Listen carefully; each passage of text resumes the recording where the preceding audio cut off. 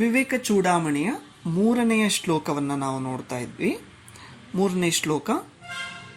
ದುರ್ಲಭಂ ತ್ರಯಮೇತದ್ವೈ ದೈವಾನುಗ್ರಹ ಹೇತುಕಂ ಮನುಷ್ಯತ್ವಂ ಮುಮುಕ್ಷತ್ವಂ ಮಹಾಪುರುಷ ಸಂಶ್ರಯಃ.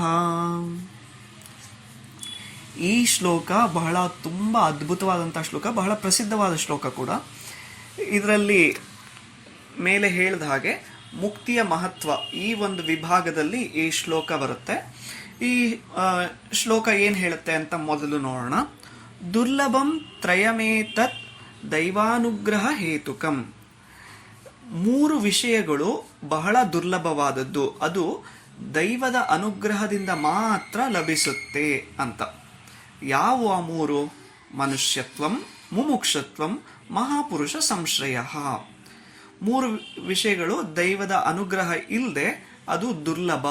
ಅದು ಯಾವ್ಯಾವುದಪ್ಪ ಅಂತಂದ್ರೆ ಮನುಷ್ಯತ್ವ, ಮನುಷ್ಯನ ಜನ್ಮ ಅಥವಾ ಮನುಷ್ಯ ಸ್ವಭಾವವನ್ನು ಮನುಷ್ಯತ್ವ ಇಟ್ಕೊಳ್ಳೋದು ನಾವು ಹೇಳ್ತೀವಲ್ಲ ಕನ್ನಡದಲ್ಲಿ.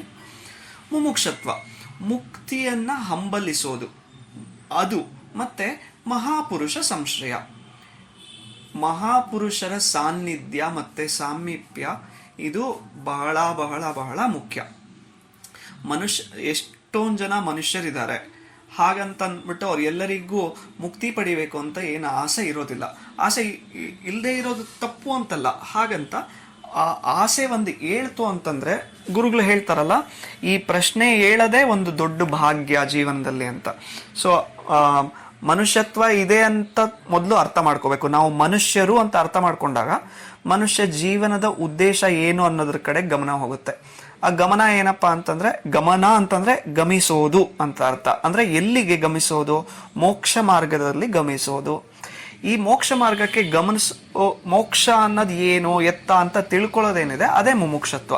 ಅದು ಬೇಕು ಅಂತ ಹಂಬಲಿಸೋದು ಮುಮುಕ್ಷತ್ವ.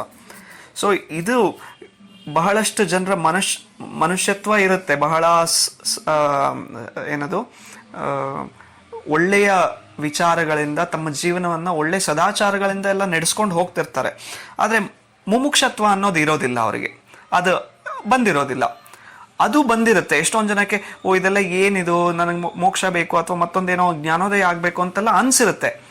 ಆದ್ರೆ ಮಹಾಪುರುಷ ಸಂಶ್ರಯ ಇದು ಮಾತ್ರ ಅನುಗ್ರಹ ಮಾತ್ರದಿಂದ ಆಗತ್ತೆ.